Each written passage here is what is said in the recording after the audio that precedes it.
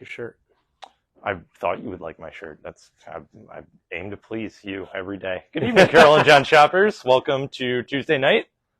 We have a holy hoot amount of new comics to talk about. Good stuff. $1 stuff, $20 stuff, normal price stuff, all good. A couple specials. It's the 5th Wednesday. But no one really treated it like that this month, which is cool because sometimes 5th Wednesdays are too mellow. Hope everybody had a great holiday weekend. I think we all did fun stuff. John Cheer probably has COVID because he hung out with 300 people. Andrew's here. John Cheer's here. Kyle's behind the camera. I'm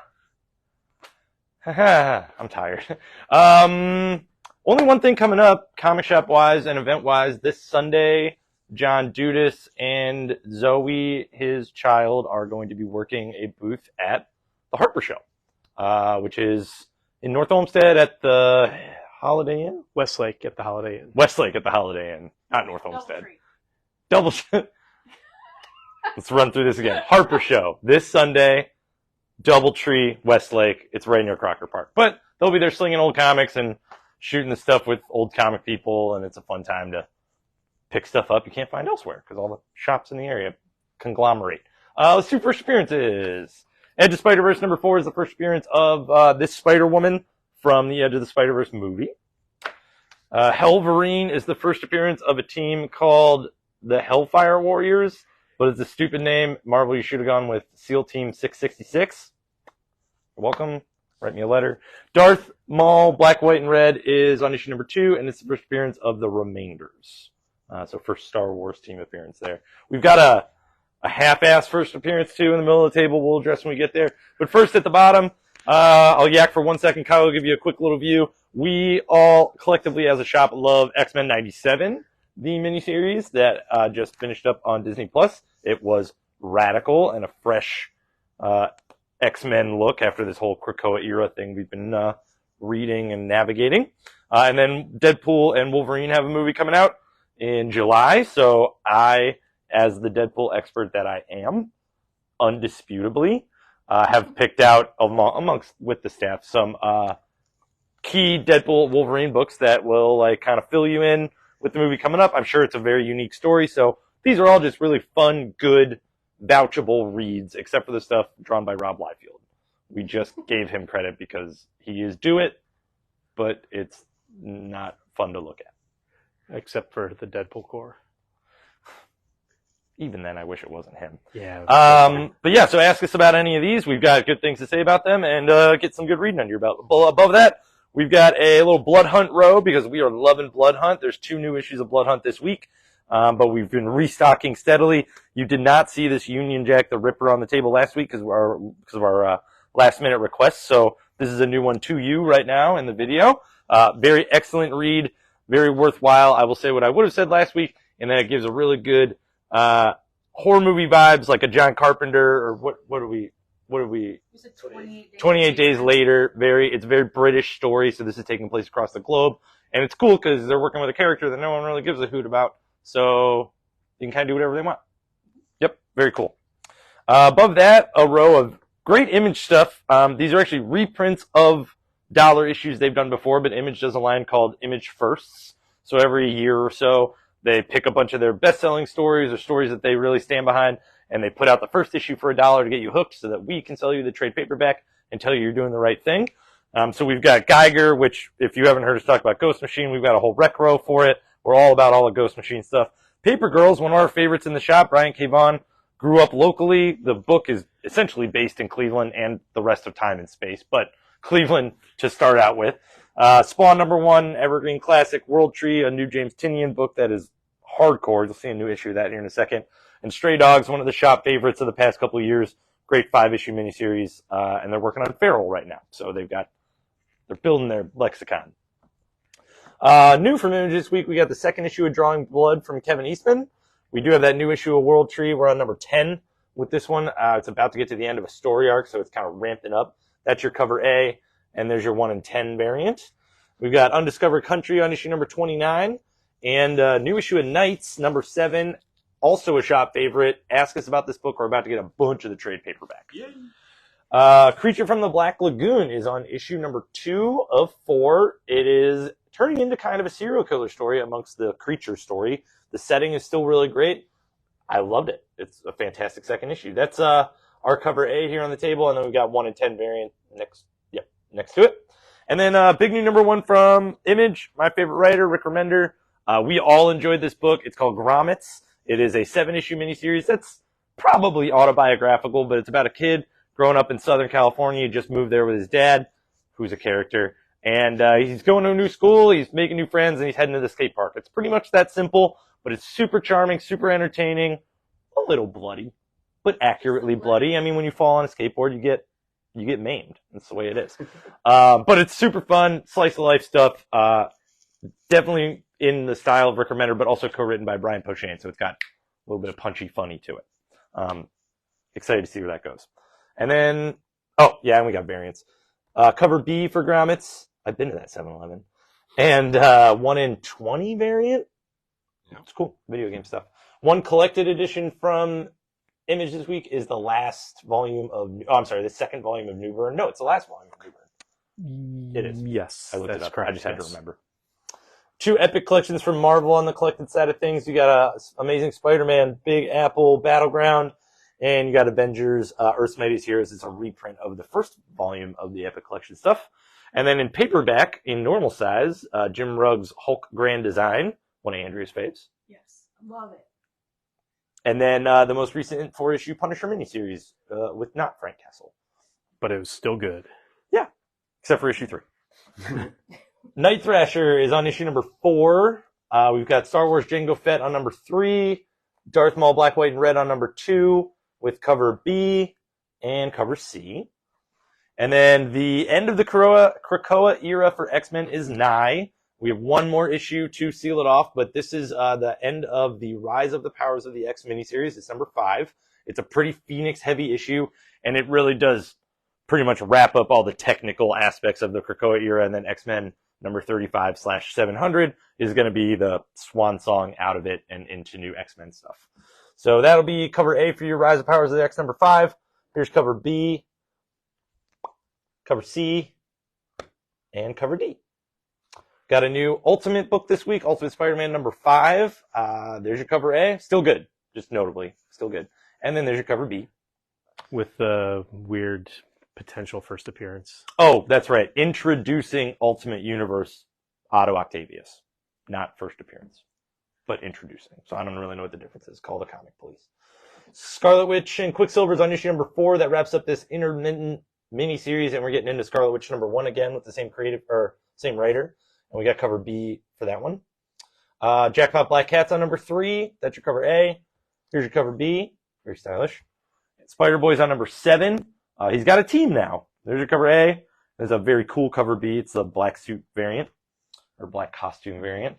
Avengers Twilight also wrapping up the miniseries. One of the finest Avengers miniseries of this modern age of comic books. Fantastic, fantastic read. A true Avengers story. It's all about avenging. That is it. And yes. That's awesome. Very, very cool. There's cover A. Here's cover B. Here's cover C. Spider-Punk Arms Race, the miniseries, wraps up with issue number 4. So that is also finishing up this week. There's cover A. There's cover B. And there's my cover of the week. Cover C is the Stormbreakers cover. That is Spider-Punk as a Ghost Rider. Woo! Okay, cool. So Marvel Voices Pride elected to do an X-Men wedding special as their Pride issue this year. So this is your Marvel Voices Pride one-shot / X-Men wedding special for Mystique and Destiny. There's your cover A. Oh, and it's a honker, too. It's a big book. It's $9.90. No, it's not. Yeah, it is. $9.99. There are 3 stories in it? 4. 4 stories in it. So you get the main wedding story and then a bunch of extra X-Men stuff. Extra X-Men. Something like that. Cover A is right there. Cover B. Kind of an homage, too. Yep. Cover C and cover D. And then to go along with it in that row thematically, the Marvel Facsimile reprint this week is Avengers King Size Annual number 10, the first appearance of Rogue. So a lot of Mystique and Destiny ties in there too. Wolverine number 50 wraps up the Sabretooth War storyline. This is the finale. It is an oversized issue with a bunch of extra Wolverine stories in the back. It is super bloody. Some people end up in pieces, and it's very fun. And the last issue of Wolverine. Yes, until the new number one. The last current issue of Wolverine for this ongoing series. So there's your cover A's. Cover B by Frank Miller. And cover C, I Promised You Bloody. There it is. Edge of Spider-Verse issue number 4. 3 stories in here. Also wraps up the miniseries and gets some of these new Spider people into the Spider Society know-how so they can take on this looming threat, which is a phrase they use a little too much uncomfortably. There's cover A, and then we've got the homage cover B. I love this row of comic books. It sounds ridiculous, but there is a new series called Hellverine. I think it's 4 issues. It might be 5. I think it's 4 issues. It is, if you've been reading Wolverine and Ghost Rider, there was a little crossover not too long ago where the powers that be in the government decided to use Hellfire technology to enhance Wolverine, I guess.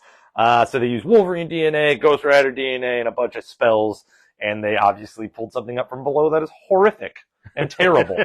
And I don't know what they were thinking. But then they tried it again with a recently deceased special ops team, and now our bastardized Hellfire Wolverine needs to take out the more bastardized, less controlled Hellfire killers. It's awesome. It's awesome. They just tear each other apart and blow shit up. It's so cool. So Hellverine number 1, give it a shot. I'm fully invested for 4 issues. There's your cover A. Here's your cover B. Here's your cover C by Kevin Eastman. Cover D. And then we got a 1 in 25 variant that hit the table, along with one of the coolest Spiffy Shinies. Kyle's gonna try and capture that for you. A little bit purple, a little bit of mirror. Top row of the Marvel table is all Blood Hunt. This week we have Blood Hunt Black Panther and Blood Hunt Midnight Suns. We have ordered more, so if you miss out on requesting it during the video, let us know. We'll snag you one when those come in. But Blood Hunt Black Panther was very intense because it starts off with Black Panther already after the events of Blood Hunt number 1, where he has been sired, to use the correct terminology, sired by Blade as a vampire. So Black Panther is absolutely in need of dealing with that. So definitely worth a read. Excellent cover A. There's your cover A. Here's your cover B. We've got a cover C, and we've got a cover D, that Bloody Blank variant. And then Blood Hunt Midnight Suns is exactly what it sounds like. There's been a lot of rumblings amongst Blood Hunt and with Ghost Rider and a couple other books and ongoings the past couple of years where they're getting kind of a new supernatural element to the Marvel Universe, a new status quo, and those people are kind of coming together and they're going to do something about these freaking bloodsuckers. That's what they're going to do. So they're introducing some people or reintroducing some people, and that's issue 1. It's great. There's your cover A, and we've got the Bloody Blank variant. And now on to DC 5th week. So DC also has their Pride this week. It's DC Pride 2024. Lots of cool stories in there, but most importantly, at the very back, Phil Jimenez writes and draws basically his whole how he got to DC Comics and what he was able to do there. And it's very touching. It's a beautiful story, worth the price of admission. You get a whole bunch of other stories, but that one is perfect. So that's that. Batman Dark Age is on book number 3. Batman, Superman, Green Arrow, all in the Dark Age universe, all fighting crime. It's great. You got your regular cover, you got your cover B, and your 1 in 25 variant for that one there. Penguin is on issue 10. I'm hoping it's going to 12 issues because we need at least one. We need a couple more just to see how bad he can be, and he can be really, really bad. No, still going. DC Pride Bear Together. It's the $20 hardcover that reprints a whole bunch of other stories in a nice little hardcover to be a nice little companion with your one-shot. Batman Brave and the Bold, 3 stories in there, but most importantly is you've got Nightwing, you've got Deadman, and you've got Deadman as drawn by Kelly Jones. Ooh, I love Deadman. Oh, yeah. And it's beautiful and gorgeous and Kelly Jones-ish and what we've been missing for quite some time. So yeah, that. Ooh, that's a man's ribcage. Oh, yeah. Detective Comics on issue 1085. It's part 2 of the 3rd part of Ram V's final detective story. Still confusing, but your cover A, really cool cover B. Yeah. And then the 1 in 25 variant for that one there. Another collection for DC, Danger Street Volume 2. It is beautiful and wonderful and fantastic in every way. Tom King has used all the first issue special characters to tell a wonderful, wonderful story. And I did not know that there was a Jurassic League story in here, and it's written by Mark Russell. all right. So that's kind of fun. Yeah. And then Flash on issue number 9. Wally's still traveling throughout space and time and trying to find his kids and comes across the Piper this time. Good story. Regular cover. And then your cover B. Power Girls on issue number 9. House of Brainiac tie-in. It's her and Crush teaming up to fight other Zarnians. You got your regular cover and your cover B, which is wonderful. I didn't know what you meant at first because you didn't say other Lobos. Yes. I had to do the math. Another collection, Dark Crisis on Infinite Earths. A great Dark Crisis miniseries. Full collection here. Good story. This is one that this is a crisis that... It's a good crisis, not a bad crisis. Yeah. I really enjoyed that book a lot. So, as far as DC crises go, it's easy to get a little bogged down, but this one was very, very, very enjoyable. Yep.